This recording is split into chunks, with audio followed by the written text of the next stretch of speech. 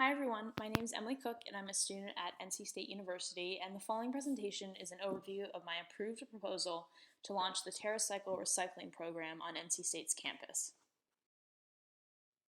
So today we'll start by going through a general overview of the proposal as well as the key issues that it's meant to address, and then we'll move into a discussion on the strategic implementation plan, the schedule for the project as well as the budget, and I'll wrap up with a few goals and concluding thoughts.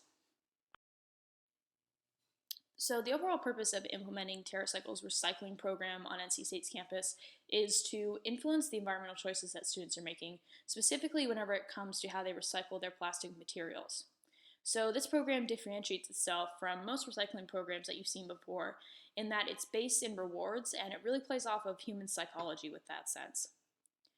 So once the program is implemented, it will also address a few key environmental issues on campus, including general attitudes towards recycling, low recycling rates among today's youth, and finally the university's contribution to plastic pollution both on land and in our oceans.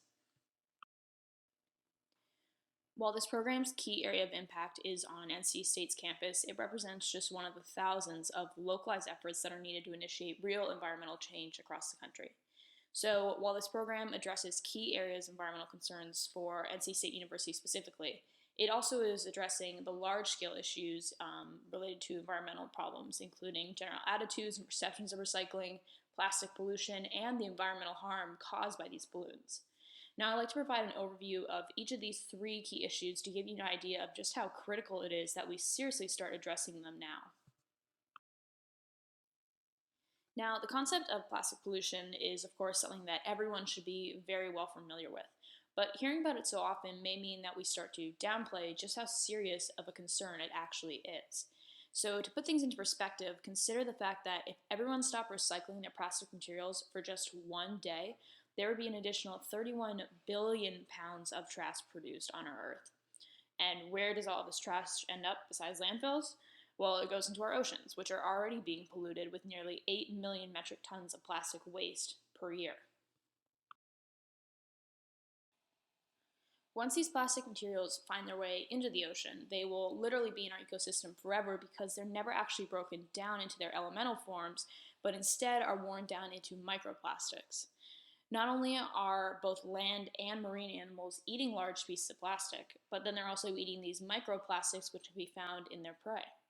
As animals consume more of these plastics and they cycle throughout the food chain, we run into the issue of bioaccumulation, which is whenever these small plastics build up in the largest predators. Now, humans represent the top of our food chain, which means that we are at serious risk of consuming these small plastics, and studies actually show that microplastics have started to show up in the human system in the past few years. So besides addressing both pollution and the threat that it poses to our environment, this project is also designed to address general attitudes towards recycling. So although it may seem surprising, people between the ages of 18 and 36 are actually the least likely to be recycling among all age groups. Research that address people's reasoning behind why they don't recycle also shows that it's usually because people say that it's not convenient or accessible where they live. This program offers drop-off locations for recyclables that are located in or around main student hubs, therefore increasing both convenience and accessibility for students to areas where they can recycle. Additionally, the rewards that students will receive as a result of their recycling efforts are meant to create a positive feedback loop in which students continue to recycle more and hopefully make a habit out of it, even at times whenever it's not necessarily convenient. So now that you hopefully have an understanding of the impacts that this project will have on both NC State University specifically as well as the large-scale environmental issues, let's look into how this project will be executed. The first step, of course, is to establish a strategic partnership between NC State University and TerraCycle.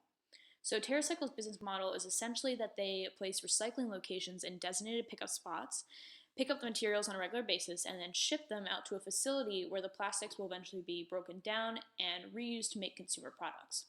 So by forming this strategic partnership, NC State is essentially becoming the designated pickup location, and it isn't required to do much beyond that.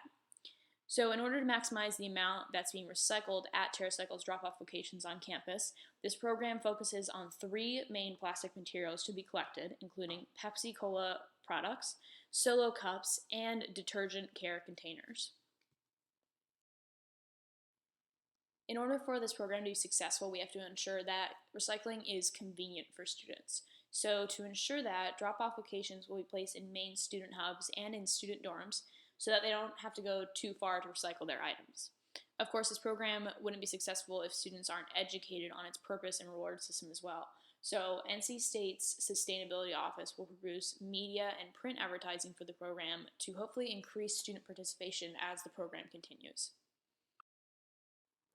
The next step would be to take all the recycled materials that students have collected for a week and transport them to TerraCycle's processing facility so that they can break them down and make them into recycled products. So for every 400 pounds of plastic that they collect, TerraCycle can make one of these benches, and these benches will eventually be placed at all the bus stops on the Wolf Line bus route on campus. So this way, students see the tangible benefits of their efforts, and ideally they continue to recycle their plastic products so that we can make more of these benches that they can use around campus. It's good to have reasonable goals in mind for this program so that a year after implementation we can evaluate whether or not the program was actually successful. Now, this program's specific goals, as mentioned, were to collect enough plastic to reduce one bench for each bus stop on the Wolf Line bus route, which is around 100 benches. In order to reach this goal, only 8% of NC State's population would need to recycle just one plastic item per day to meet this 100 bench goal, which seems to be a very reasonable goal for NC State's community to reach. In addition to this program goal, there are several other progress goals that we've set for the program as laid out before you. You'll see that after implementation, progress goals for the program are laid out on a quarterly basis so that we can assess our progress throughout the year, not just at the end of it. Now, given the nature of this program and the fact that there are very few physical materials that need to be purchased, the funding for this program will go entirely towards establishing and maintaining the strategic partnership with TerraCycle. This presentation has walked you through a few of the key elements of the approved project proposal, including key issues that it will address and how TerraCycle's unique recycling program uses incentives and rewards to encourage student participation and widen the impact of this project. So although NC State University is a small community when we consider the size of our country and world, this grant provides the funds for NC State University to initiate localized change by encouraging students to develop eco-friendly habits that they will share with their community as well as our future generations. Thank you for taking the time to listen to my presentation, and if you guys have any feedback or questions about the proposal overview, please reach out to me using the email that you see here.